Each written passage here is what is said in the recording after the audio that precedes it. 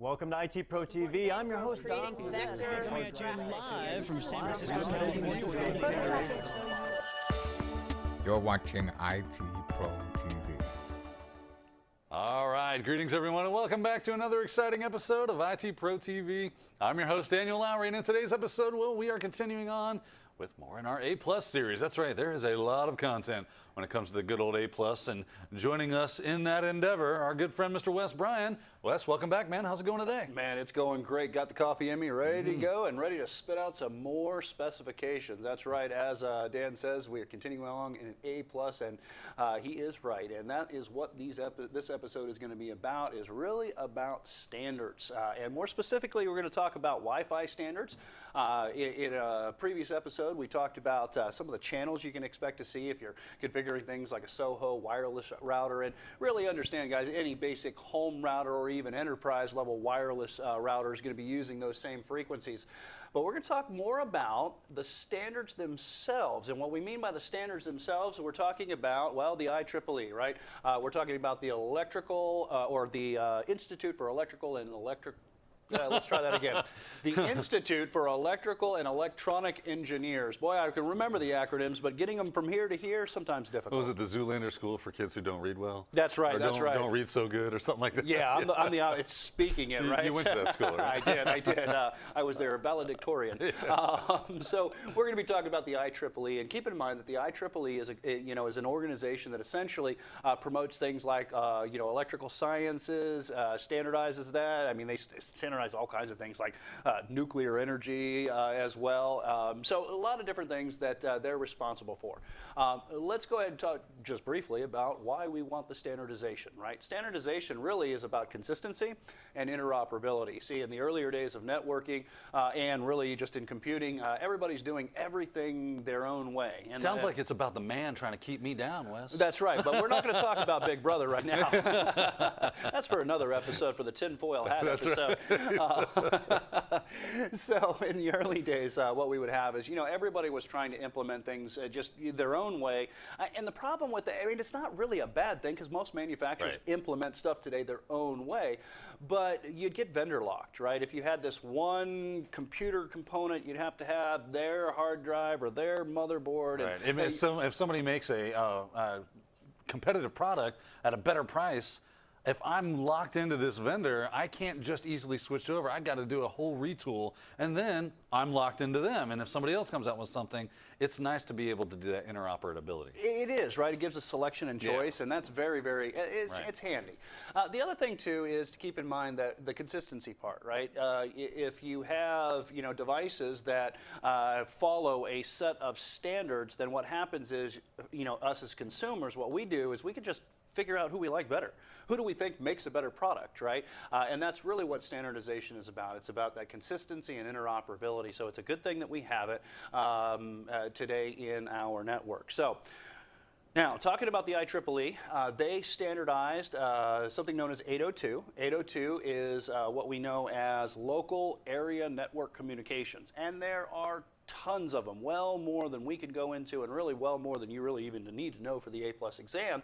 But under those standards, they also have what's known as wireless local area network standards, right? 802 comes from the fact that they met in February, the second month of the year, and 1980, right? And it was a bunch of manufacturers as well, right? Apple was there, Microsoft was there, a lot of different manufacturers, Intel was there, a lot of different, IBM was another one that was there. And that formed the basis for local area network communications. And what we mean is that single geographical location that we talk about in other episodes. Now, under 802, we have things like Ethernet, right? Wired standards like 802.3 and all of its variants. Well, wireless standards are, specifically wireless local area networks, are what are known as 802.11 standards. And I want you to know that for the certification, for the exam, right? It is important because, remember, like we've been stressing through this series, is that you're learning a new language. Even if the language is a little bit intimidating to you, keep in mind, you're gonna have to prove that you know it on the exam. So 802.11, right? 802.11 comes out and it basically forms the standardization for wireless communications. Now, 802.11 had a very brief stint, and it's so brief I don't even believe it was ever released to the market. However, they have a series of other standards that fall within that 802.11 family. And those are the things that we want to talk about right now. What we want to talk about are the different 802.11 standards. Now, I got a little diagram here, and this is guys, I understand this is going to be, or ladies and gentlemen, I understand this is going to be a laundry list of specifications, but it is going to be something you need to know for the exam. You know, here at IT Pro TV, we really like to, you know, show you these things and not just talk about them, but I apologize ahead of time. This is going to be a lot of talk, guys and gals out there, and again, it is important. So when we look at these standards, we have quite a few of them today, right? We have what's known as 802.11a and 802.11b. Now I'm going to go ahead and we'll stop right there for a second, and we'll talk about some of the later ones here, because 802.11a and b. Now, Dan, based on the alphabetic, the letter, right? Yeah. Which one would you say was released first? I would think A. You would always think right, A. Because A starts, that's how letters work. That's exactly it. I mean, numbers are sequential like that's that right. too. And you're absolutely wrong, which means it's so confusing, because what happened, guys, and I'm picking on Dan, I know he already knows this, both of those standards were actually released in 1999 at the same time. Here's what happened. Because of the expense of 802.11a devices, which we'll talk about a little bit more, they didn't hit the market as prevalent as B devices did, so everybody thinks, well, you know, A, it had to have been released first, or, you know, what happened. So just understand that they were both released in 1999, right? So it's still a relatively new technology just by computing standards, even though we can probably consider it a little bit legacy, all right? Now, the next one that we have is what is known as 802.11g. In 2003, the IEEE standardized what would eventually kind of, not necessarily replace, but it's a revision of the standard, right? And then I want to say 2009-ish, don't quote me on that one, but I think it was September of 2009, they formally standardized 802.11n. I wish that was on the exam. Yeah. Was it, when was this standardized? Was it 1997, 2000, or 2009-ish? Yeah. Oh, I love the ish. Yeah, totally it's gotta be C. And then I want to say 2013 is when they standardized 802.11c. It could be a little bit later, but I think we're right around there. So the reason I show you that is that we're talking about what? Around 13 years, 13, 14 years-ish or so that we've, ish. There's that ish standard. That's right. That would be a great answer. I'll be smoking all sorts of exams. That's right. Ish I got a 900 on that. In fact, I got a 901, and that's theoretically impossible. So you can see that we have some different standards, right? Now, these are the standards that you have to be aware of on the exam. So I do want you to know their IEEE specification number, all right, and letter by that, adjacent to that. Now, we're going to talk about some different characteristics. They talk about speed, distances, and frequencies, and which one you use will kind of limit or give you the gain of these, right? So let's go ahead and let's dive into the different standards, and we'll start with frequency. In an earlier episode, we talked about channels, and one of the things I mentioned within those channels is that they operate in different spectrums, right? The two spectrums that we use are the 2.4 gigahertz ISM band, right? Industrial, Scientific, and Medical band. It's an unregulated band that was released by the FCC a long time ago. A lot of devices operate in it that aren't wireless, and including wireless, all right? You'll also see the 5 gigahertz spectrum. 5 gigahertz spectrum is the UNIII. I always call it UNI, UNI for short. Again, it is a national band, and it's heavily regulated, but no 5 gigahertz, right? And then also bump back over to that episode to remember some of the things that Dan and I talked about when it comes to channels, right? But here we want to know the frequencies in which these standards operate in. We're not really too worried about the channels per se, if you will. Now, I want you to notice that we have 802.11a. 802.11a works and operates in the 5 gigahertz spectrum, all right? If you look at 802.11b, you'll see that it operates in 2.4 gigahertz spectrum, as well as 802.11g. Now, I'm going to talk just briefly, and you'll see it come up here in the list, but we'll go ahead and just mention it here before it ever, the list ever shows you, is that G and B, you can see, are compatible with each other because they operate within the same frequency range. Well, here's the thing. There were still A devices on the market, and when they ratified the 802.11n standard, the big long standard, it's actually called 802.11n with reverse compatibility in all prior legacy protocols, right? I mean, a big old long name. It's like, wow, you really put that in the name? But that was the purpose. The purpose was say, we want to improve performance, but we also want to support all prior legacy protocols so that we get that interoperability and compatibility, and you don't, and it's kind of, I'm glad you mentioned that about retooling your whole entire PC if you were vendor locked, because now I can use older devices, and just because N came out, I don't have to say I got to do this manufacturer and I got to get this specific device. We have interoperability, right? And you can see that also with going further back to B and G, right? Now, 802.11c, you will see marketed out there that it's also a dual band. Oh, and let me talk about N too. You can see that it's operating in both 2.4 gigahertz and 5 gigahertz. That's why you get the backwards compatibility.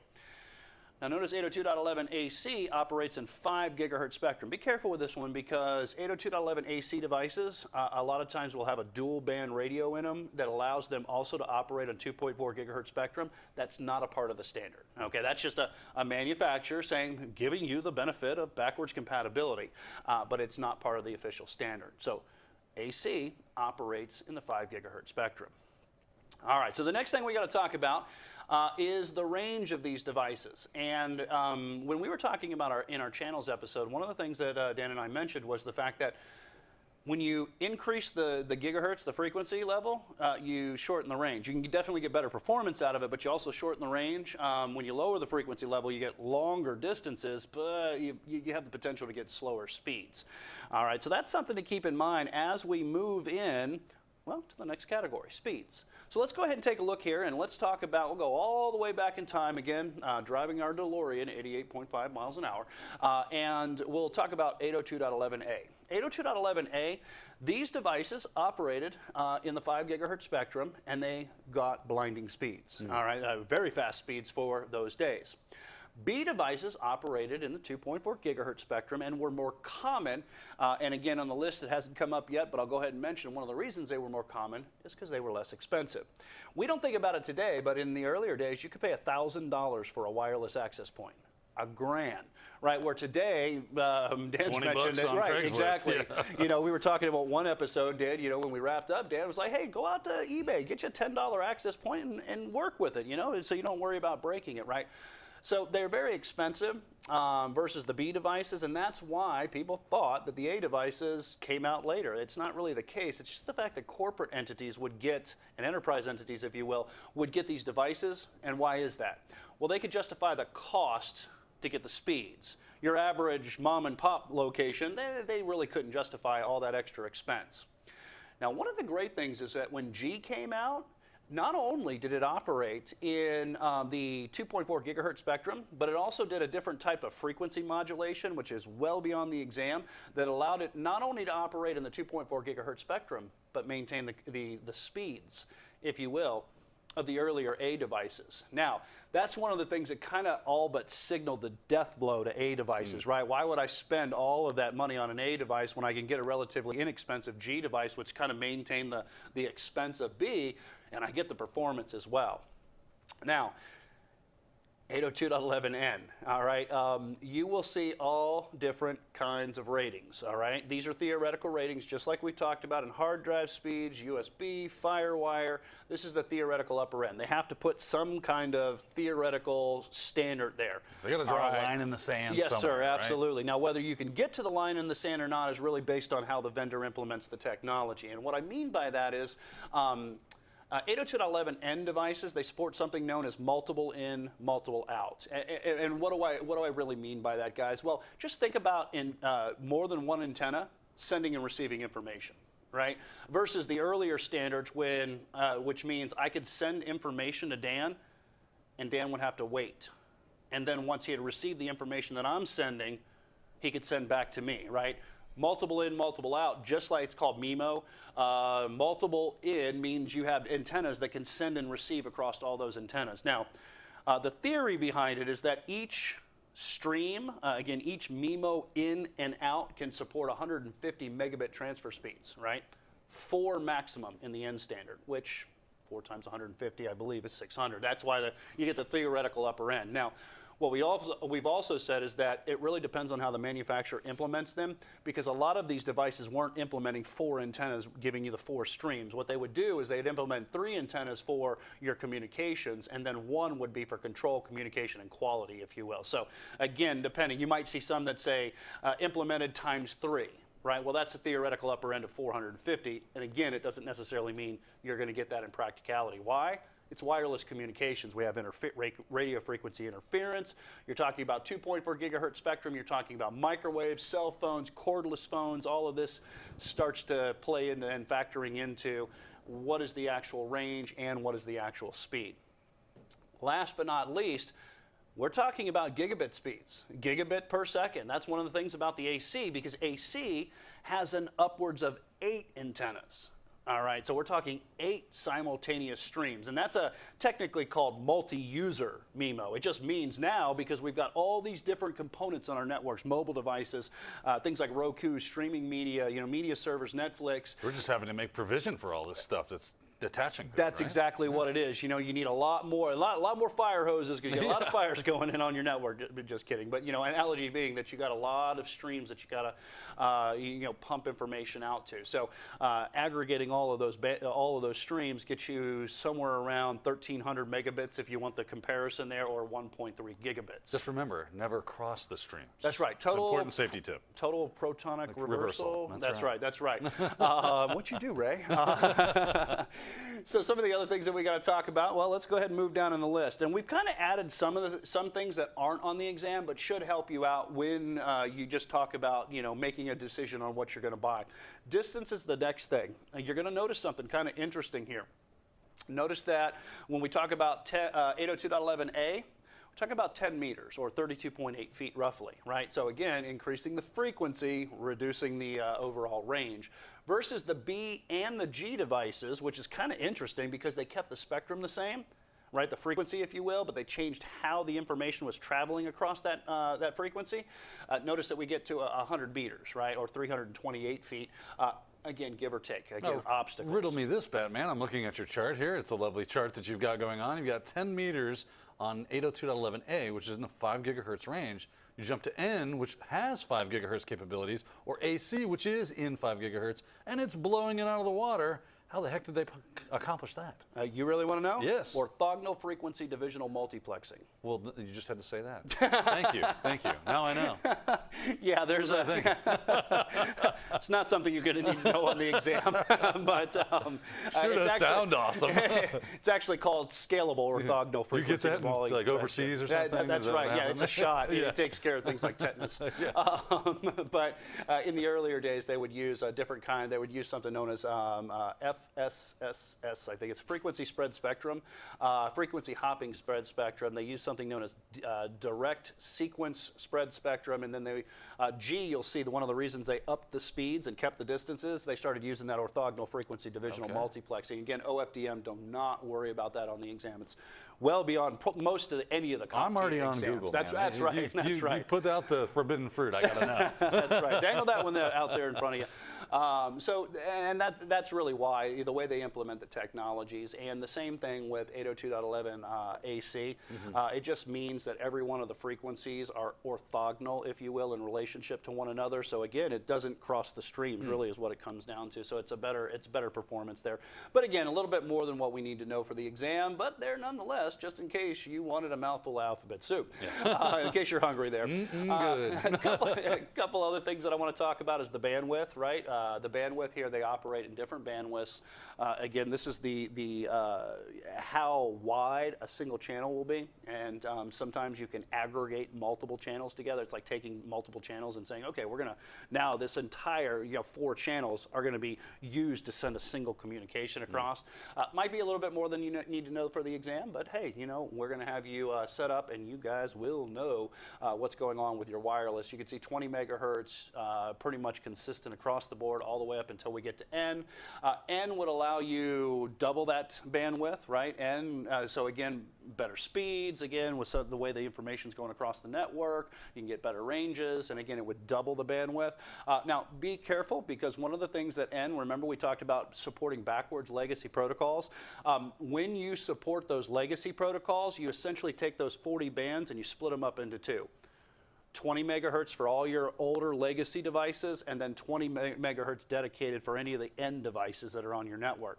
If you don't have any old devices, everything you have is N or AC even, because AC will run over it if it's a dual band. One of the things to keep in mind is that you can use 40 megahertz, and that pumps all of that information over that channel, if you will, at the 40 megahertz, potentially giving you better speeds. Now, one of the great things about AC is AC has scalable frequencies. They start with N's on a single channel, and then you can take two of the channels together, and you can 80 megahertz, and even more than that, you can put 4 channels together, and you can get 160 megahertz. And just think about that as, again, we're increasing the pipeline of a single communication, right? 20 megahertz, we take 2 of those channels, 40 megahertz. AC starts at 40 megahertz, and then we double that to 80, and then finally we quadruple it to 160. So again, 40 times 4, if you will. Again, keep in mind, the level of performance you get is really contingent on a lot of interfering factors. Last thing I wanted to mention, and I've kind of mentioned this, and I think this is about the last thing you'll really need to know, is remember what's compatible, right? Because of the fact that A operates on 5 gigahertz, it's compatible with N. Because B and G both operate at 2.4 gigahertz, they're compatible with each other. But because N also operates in 2.4 gigahertz, all 3 of them are compatible. Notice that 802.11n is the only one that is compatible with AC. Now, you're probably going to say, well, wait a second. A operates in the 5 gigahertz frequency, but it's not using the same method of communication, gotcha. So it's not, it is not supported, if you will. All right, so that was a laundry list, guys and gals out there, and I realize it's a lot of specifications, and some of this stuff is not fun. Do not let it intimidate you, guys. I will tell you, I've got all of this rattling around in my brain up here. You look at it long enough, and it's, you know, it'll stick. You've said flashcards. That's one of the best pieces of advice anybody can give you for studying for exam. Write it down. Now, the last thing we need to talk about here, we got a few more minutes, is encryption types. Now, they're not going to expect you. Let me say what you're not going to be expected to do. You're not going to be expected to work for the NSA, right? You're not going to be expected to have a CIA level You don't have to be MIT. Bruce Schneier. Right? That's right. You don't have to be Bruce Schneier. You don't need to be Whitfield Diffie or Marty Hellman out there or Ron Rivest, all these crazy security gurus. But what you will have to know is to make an intelligent choice on what type of encryption you're going to use and why you would use one over the other. All right, so as you progress through your CompTIA training, maybe you're going to go on the path of Network Plus, Security Plus, and then maybe CSA Plus after that. You're going to have to know a lot more. Here at the A+ level, and it's certainly not demeaning anything about A+, but understand since it's entry level, you kind of got to know some of the basics. And that's really what we want to discuss here in the last few minutes of this episode. Let's talk about encryption types. So I've got some of the encryption types. Actually, I got the encryption types that they call out, and I've got one extra one that is here. Actually, you know what? It's kind of interesting. I've got one that isn't, that's supposed to be here and isn't, and we'll put that one right there at the end, AES, okay? So let's go ahead and talk about these. All right, when we talk about encryption types, the very first encryption type that the IEEE standardized for wireless communications that came out with the A and B standard was something known as wired equivalent privacy. All right, now wired equivalent privacy, if you're not aware of, if this is the first time you're really hearing about networks, you have to understand that there really isn't any privacy on a wired network, right? But I want you to think, let's say the facility here at IT Pro TV. If you're standing outside of the building and you have no access, right? You have zero access inside of this building. To get access to our wired network outside of hacking, you would have to come in and plug into the network, right? But once you plug into the network, unless we are encrypting the communication, scrambling it, we have no privacy. All right, so that's why they say wired equivalent privacy. And when it comes to the security levels of it, I really want you to think of it as maybe pulling the shades down, right? Shutting your windows in your house and pulling the shades down so that the casual person that's walking their dog, by your house can't look in your window and see what's going on. However, if that person is a trained criminal, that window isn't stopping anybody, right? If they really get in there, they could break the window, do whatever they want, fool with the alarm, right? So wired equivalent privacy had many flaws that we don't need to go in here at this point. But it was weak, all right? So it wasn't a one-size-fits-all. In fact, the IEEE, when they released WEP, they released it as a temporary stopgap for absolutely no protection, right? And so what they did is they went to the books, all right? Understand that in Wi-Fi communications, you have a group of manufacturers that have created this consortium, if you will, called the Wi-Fi Alliance. It's all different types of wireless manufacturers, and they got together and they promote their standards, and there's certain things that you have to implement within the products you manufacture to get that nice Wi-Fi trusted logo stamped on the side of the device that you're making. Sounds like a cabal. Yes, that's right. He was my favorite. The wireless cabal. That's right. He was my favorite character in Mortal Kombat. Still is. We're gamers around here.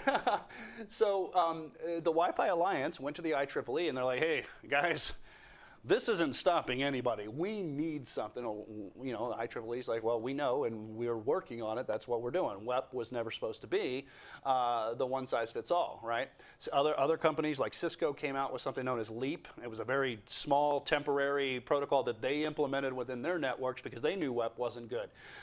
So the IEEE says, okay, well, you know what? We've got part of the standard that we're working on right now. We got some of the nuts and bolts here.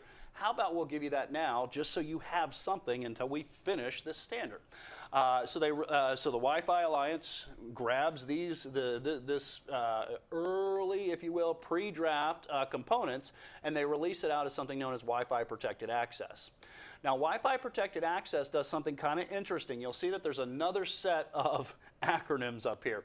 What Wi-Fi Protected Access did is it took the WEP encryption technology and it wrapped it in a temporal key, right? Key is a modifier to an encryption that makes it unique to us. And that's where TKIP comes in. That's the Temporal Key Integrity Protocol.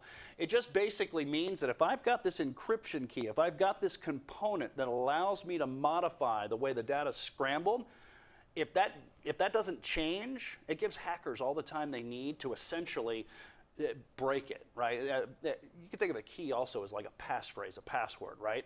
Well, what Temporal Key Integrity Protocol does is it says, hey, let's go ahead and let's put this on the chopping block and let's chop it up into many pieces. And what we'll do is we'll take a unique key or passphrase that you don't really have to implement for every individual block, and we'll keep rotating through those. Again, the thought process is anything that's ephemeral, it doesn't last for a long time, right, doesn't give a hacker enough time to guess what it is. And if they happen to, it would have already changed, right? So it was a temporal, just a temporary thing, right? Well, the Wi-Fi Alliance, or not the Wi-Fi Alliance, I'm sorry, the IEEE, they finished the standard that they were busy working on. Well, when they finished it, they released it out as 802.11i, right? That is the wireless encryption standard, and we still use it today. That's our wireless encryption standard that we use today, and it's been safe for a very long time. Now, Wi-Fi Alliance is a manufacturers, right? They're a consortium of manufacturers, right? What we've talked about manufacturers, it's a numbers and marketing game, so people already recognize WPA because it was released prior to that. So they said, you know what? Okay, it's 802.11i standard, but we'll go ahead and just release it under the marketing name of WPA2, right? It's the successor. They're the same.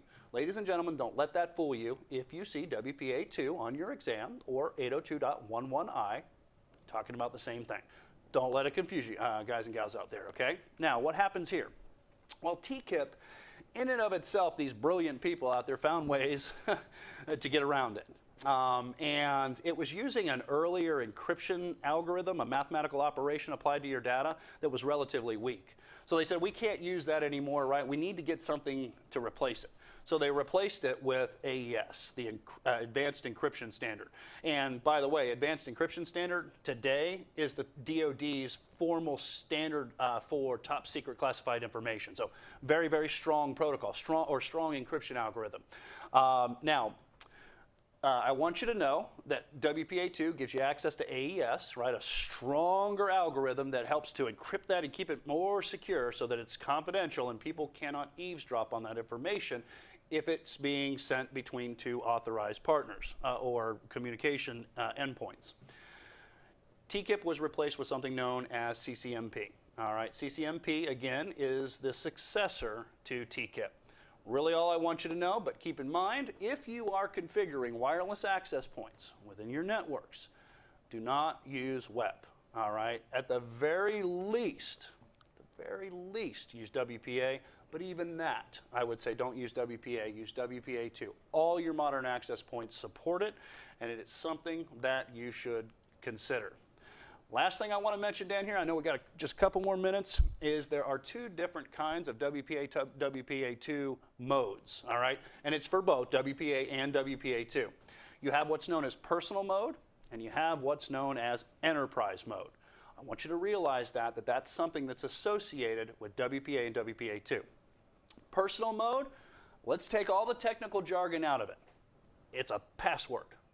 It's very common, very easy to implement, one of the most common implementations on SOHOs as well as wireless access points. In fact, we use the personal mode here. However, if you're a large corporation and an enterprise, you might have computers within your network that say, oh, that's Dan. He put his username and password in. I recognize him. He can connect to the network. Wes, I don't know who you are, so you can't connect to the network. So enterprise mode takes those type of technologies that we log into and associates and integrates it in with your wireless networks, the ability to join that network. I can't just add a passphrase. I actually have to type username and password, and the access point itself, the wireless router says, oh, here's that information there, computer. Can you check that out? Because I know you have the information to tell me whether this is good or not. And if it is, I'll let them on, and if it isn't, I'm not going to let you on, right? So it's a lot of extra infrastructure, hence the reason they call it enterprise. Most common one that you have inside your home networks today is going to be personal. Now, a lot of different wireless technologies, wireless standards, guys. Keep in mind some of the things that we've been talking about in this episode because specifications are important. You could get questions in a situation or a scenario, or they might even give you a performance-based simulation that says you have to implement strong security on your wireless access point. And you have to know, I don't grab WEP and put it in the list, right? I grab WPA2 and I set that in the list. So there are advantages to this, not only for the certification, but also in the real world as well.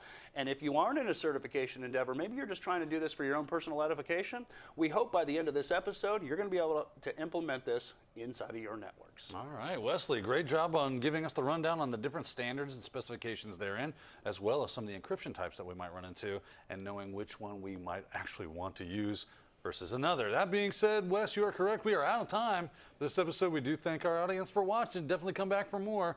Signing off for IT Pro TV, I've been your host, Daniel Lowry. And I'm Wes Bryan. We'll see you next time.